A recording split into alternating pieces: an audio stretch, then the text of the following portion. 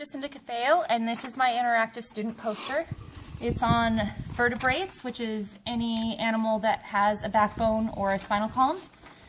One of the suggestions that I had was to have somebody help me and film the video, which I got a helper to make the video less bouncy and easier to follow. Also, another suggestion that I had was to provide some definitions of the different words that are on my poster.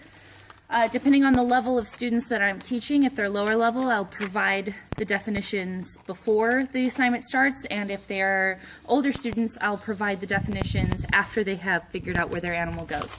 But for example, here's how I changed the poster to make it to where students can see the different definitions for the words. I have vertebrates here, an animal that has a backbone or spine, including mammals, birds, fish, reptiles, and amphibians. We've got mammals here. They are endothermic or warm-blooded. They have hair on their bodies, produce milk to feed babies. On fish, we have that they are ectothermic or cold-blooded. They have gills and fins and spend their entire life underwater. Amphibians are ectothermic or cold-blooded. They breathe through their skin, and they go through a metamorphosis. Reptiles are ectothermic or cold-blooded. They're covered with scales and have lungs for breathing. Birds are endothermic or warm-blooded. They have feathers. They lay eggs with a hard waterproof shell. So for example, when the students are doing this assignment, they would choose their animal. In this case, the animal is a frog.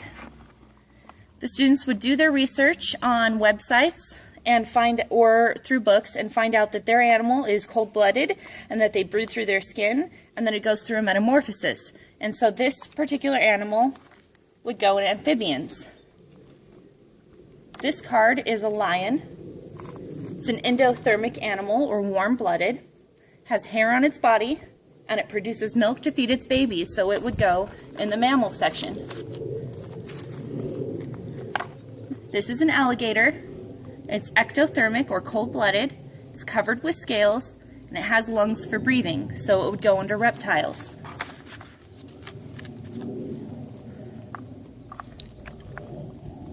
This is a parrot.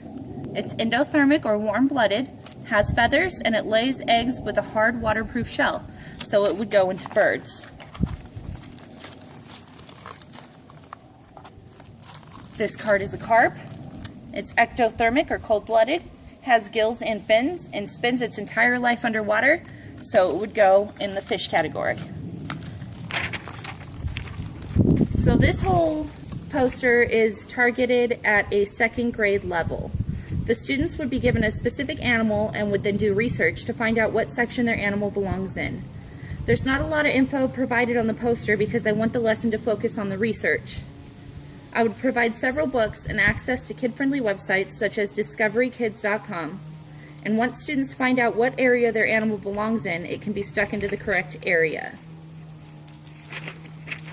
Another suggestion that I got was from Christine, and she says, I think it's great that they're discovering all the information on websites and such, but maybe if the cards are blank on back, they could write some facts on the back or even draw the animal on the front and write facts on the back. Just a suggestion.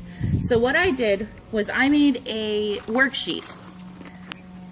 And this worksheet will help the students figure out the answers to the questions they're looking for in order to find out where their animal belongs on the poster. So number 1 is, what is your animal called? Number 2, is your animal warm-blooded or cold-blooded? Number 3, what kind of skin does your animal have? Number 4, where does your animal live? And number 5, what does your animal look like when it is first born? Is it an egg? Does it have different shape than its parents? And number 6 is, turn your paper over and draw a picture of your animal. And the back side doesn't have anything stopping the child from deciding how large or how small they want to draw the picture. They can add words, they can add labels, they can do pretty much anything on the back side of the paper as it is empty. Alright, that is my interactive poster, and thank you so much for watching my video.